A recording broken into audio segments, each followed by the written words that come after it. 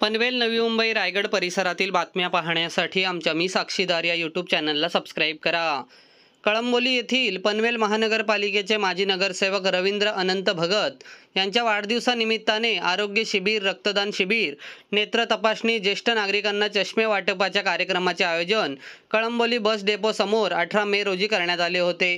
यावेळी पनवेलचे आमदार प्रशांत ठाकूर, माजी विरोधी पक्षनेते प्रीतम म्हात्रे यांच्यासह अनेकांनी त्यांना वाढदिवसाच्या शुभेच्छा देऊन त्यांच्या या उपक्रमाचे कौतुक केले।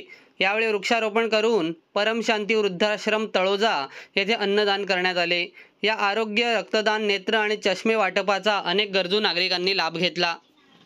रवींद्र भगत साहेब हे सामाजिक राजकीय कार्यात नेहमीच अग्रेसर असतात आणि आज सामाजिक उपक्रम राबवत त्यांचा वाढदिवस संपन्न होत आहेत। आपली उपस्थिती या ठिकाणी अनमोल आहे। काय सांगाल आजच्या आनंदासाठी? सर्वप्रथम मी माझे सहकारी नगरसेवक रवींद्रजी भगत यांना मनापासून वाढदिवसाच्या शुभेच्छा देतो आणि दरवर्षी चांगले उपक्रम करून आणि कळंबोलीकरांसाठी सामाजिक क्षेत्रात नेहमी अग्रेसर असणारे माझे सहकारी रवींद्रजी आज खरोखर मला आनंद होत आहे की त्याच्या वाढदिवसानिमित्त आज थोरल्यांपासून ते लहानांपर्यंत ही सगळी मंडळी आज इथे उपस्थित आहेत आणि बघाल तर इथे I checkup camp, blood donation camp, आरोग्याची वेगवेगळी तपासणी, या सगळ्या प्रकारच्या तपासण्या आज इथे जागेवर होत आहेत, त्याच्या ऑफिससमोर होत आहेत। मी कळंबोलीकरांना धन्यवाद देईन की आपण नेहमी त्याच्या डोक्यावर जो आशीर्वादाचा हात ठेवला आहे हा कायम इथून पुढेही ठेवावा, कारण कुठल्याही समस्येला त्याने उत्तर चोख दिलेलं आहे। याचं उदाहरण म्हणजे रवींद्रजी भगत आहेत, कारण त्याने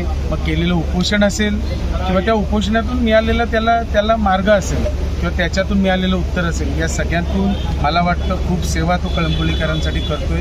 इथून पुढे देखील त्याच्यावर आता भारतीय जनता पार्टीत गेल्यापासून त्याच्यावर जबाबदारी आता वाढलेली आहे आणि सहकारी आमचे बबनजी आहेत आणि सगळीच मंडळी, ही सगळी मंडळी काम करताना, कारण आम्ही सगळेजण चळवळीतले कार्यकर्ते होते, त्याच्यामुळे काम करताना आम्ही मागे पुढे कधी बघत नाही, फक्त कामच काम करतो। त्याच्यामुळे किती अडचणी आल्या तरी त्याच्यावर मात करण्याची ताकद ही या नेतृत्वामध्ये आहे। तर नक्कीच मनापासून रवींद्रजी मी तुम्हाला मनापासून शुभेच्छा देतो आणि आज दुसरा योग म्हणजे त्याच्या लग्नाचा देखील आज वाढदिवस आहे। तर मी रवींद्रजी आणि वहिनींना मनापासून दोघांनाही या दाम्पत्यांना वाढदिवसाच्या लग्नाच्या शुभेच्छा देतो आणि इथून पुढे ही जोडी अशीच कळंबोलीकरांच्या सेवेत नेहमी रुजू राहू दे ही परमेश्वरचरणी प्रार्थना करतो। सर, येणारी महानगरपालिका आहे आणि आपले माजी नगरसेवक रवींद्र यांचा कशा प्रकारचे रणनीती? नक्कीच ते एक आत्ताचे सिटिंग सदस्य आहेत, इथे आता 2 जण आहेत, हे सगळी मंडळी बबनजी आहेत, ही सगळी मंडळी आम्ही एकेवेळी एकत्र काम केलेलं आहे। थोड्या याच्यामुळे जरी विभागलो असलो तरी सुखदुःखामध्ये ही सगळी मंडळी नेहमी आम्ही एकत्र असतो। त्यामुळे आत्ता देखील हे जे येणारं आता महापालिकेचं इलेक्शन आहे याच्यात नक्कीच ही 100% पुन्हा एकदा जोडी दिसणार, याच्यात माझ्या मनामध्ये ते मात्र शंका नाही। एकीकडे भाजप पक्ष वाढत आहे आणि आज शेका पक्षाची पेजारीला मीटिंग होणार आहे, या संदर्भात आपली भूमिका काय? मी नक्कीच सांगेन शेवटी की भाजप वाढत आहे आणि शेका पक्षाची मीटिंग आहे याच्यापेक्षा की प्रत्येकजण आपापल्या पक्षाची मीटिंग घेत असतो।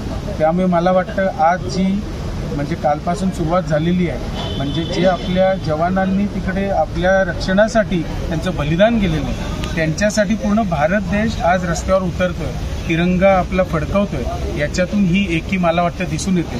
त्याच्यामुळे मला वाटतं याच्यापेक्षा जास्त काही बोलण्याची गरज नाही। सर, एक महानगरपालिकेमध्ये इच्छुक उमेदवार भरपूर आहेत, जसं शेतकरी कामगार पक्षातून किंवा अनेक पक्षांमधून कार्यकर्ते भारतीय जनता पार्टीमध्ये प्रवेश करत आहेत आणि त्या माध्यमातून तुम्ही उमेदवारी भारतीय जनता पार्टीमधून रिसेंटली आहेत, नगरसेवक त्यांना देणार आहात की आलेले कार्यकर्ते त्यांना देणार आहात? हे कसं आहे की अजून ती म्हणजे वेळ यायची आहे, त्याच्यामुळे जे नगरसेवक आत्ताचे आहेत, कार्यरत आहेत, यांना तर ते नक्कीच तरुण आहेत, त्याच्यामुळे यांना तर नक्कीच वाव मिळणार, याच्यात दुमत नाही आहे। परंतु जिथे जिथे असं होईल की बाबा आत्ता नवीन आलेले आहेत म्हणजे जे सिटिंग नाही आहेत आणि तिथे सिटिंग आहेत, याच्यामध्ये आम्ही एकत्र बसून योग्य तो मार्ग काढू। अतिशय धडपड्या आणि त्याचबरोबरीनं कष्टाळू असं व्यक्तिमत्व रवींद्र भगत यांचा 18वा 25वा किती वाढदिवस आहे 44वा वाढदिवस साजरा करण्यासाठी आज सारी मंडळी उपस्थित आहे। मी त्यांना शुभेच्छा देतो की त्यांनी आणखी 56 साजरे करावे, 27 व्हावं, शतायुषी व्हावं अशा मी त्यांना या निमित्तानं मनापासून शुभेच्छा देतो. आजच त्यांच्या लग्नाचाही वाढदिवस आहे, त्यालाही 100 वर्ष त्यांनी पूर्ण करावी अशा उभयतांना माझ्याकडून शुभेच्छा. तर आज आपल्या वाढदिवसाच्या निमित्तानं रवी भगत यांनी आज एकीकडे रक्तदान शिबिर, नेत्र तपासणी असं आरोग्य शिबिराची जोड, सामाजिक कार्याची जोड आपल्या वाढदिवसाला दिलेली आहे.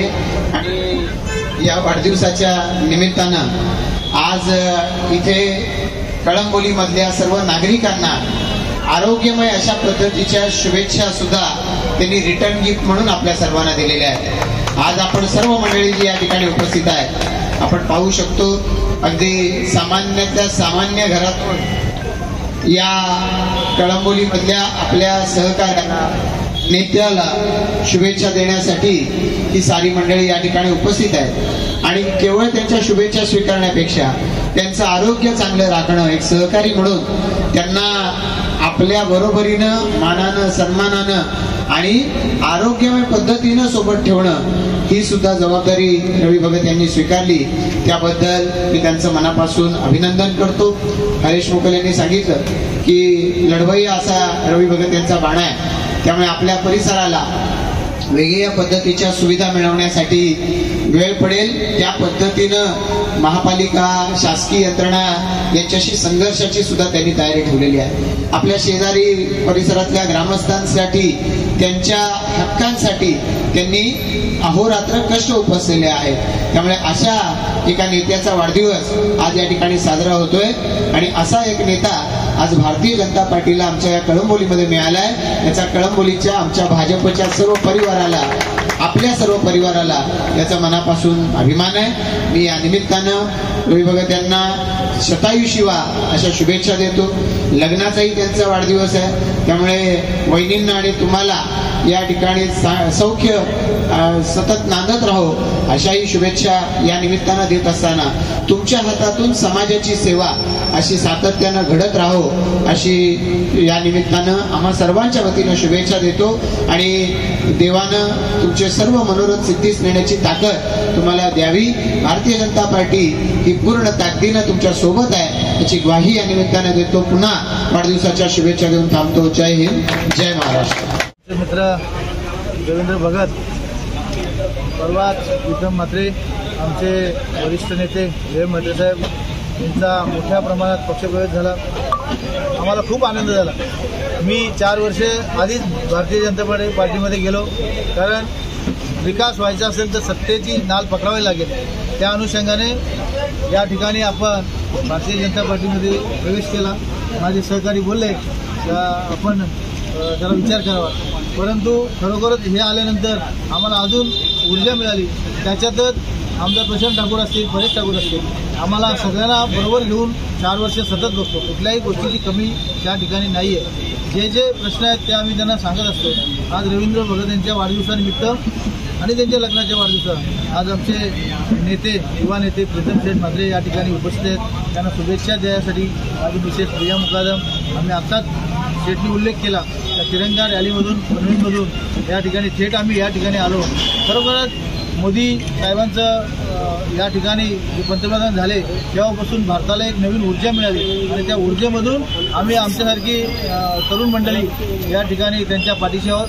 100% आम्ही ह्या कळंबोलीचा विकास करण्यासाठी अमर पाटील असतील, रवी पाटील असतील, रवींद्र भगत असतील आणि मी असेल खूप मोठ्या प्रमाणात जोर लावू.